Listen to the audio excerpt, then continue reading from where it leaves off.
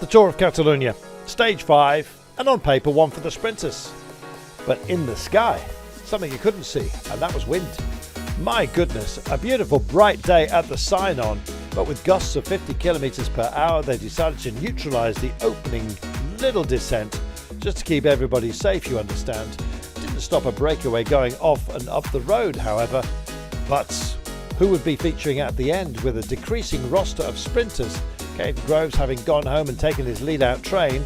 What was on the cards? Primož Roglič started the day as leader on countback only, because he and Ayuso locked on the same time. And indeed, there was our finale.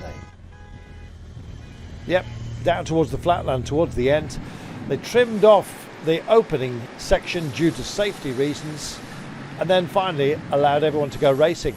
But a breakaway formed of 7 riders, never really got more than a minute and a half on the pack, and the pace was extremely high, mainly because of the wind, the threat of it as well. It was either a tailwind which was pushing them along, or indeed a threat of crosswinds, which meant that everyone paced up and quite frankly were scared of the consequences. Palani was the last man standing from the break. In fact, the break had got down to just a handful of seconds when Michael Leonard from Ineos, who was up front, pulled the pin, and then the others, slowly but surely, also got wound in, leaving Palani alone and heading for the intermediate sprint of magnified importance. And the reason was, there was a bonus seconds up for grabs at the line, and certainly worth fighting for. Palani took the 3 seconds, but indeed who would take what was left out there? And I've got to tell you that Ayuso got up for a solitary second and in fact took the lead of the race before it even finished today. So there you are, 1 second gap amongst the top, but it was all about our sprint finale and how this one would pan out.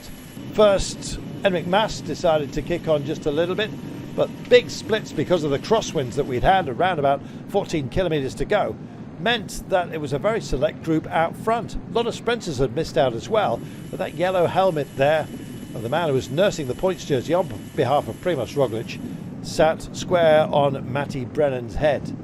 Well, it didn't matter how hard you battled to get back into the front group, it was always going to be a cost, and many a fast man found themselves out of shape. Yes, forlorn look to Lidl Trek, who were leading the chase of those who'd missed it, but really this select bunch was from where we were going to find our winners. And as the road started to run out, it was Corbin Strong, not Ethan Vernon, for Israel Premier Tech, who looked to have made the first move. Axel Laurence was in the frame as well for Ineos Grenadiers, and we were looking for that yellow helmet, and here it came.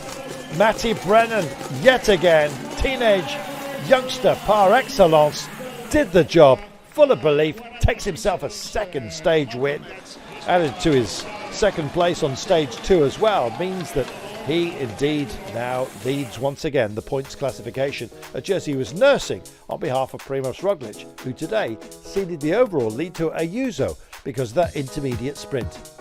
What an amazing day. What an amazing prospect we've got in Matty Brennan. More than a prospect, he's the real deal. Taking by 2 bike lengths ahead of a charging and hopeful Grosso in second place, Bittner in third, and Van der Berg, Corbin Strong, Laurence Goodon, Dents, and for goodness, Matty Brennan's done it again. What will he do in Barcelona on Sunday?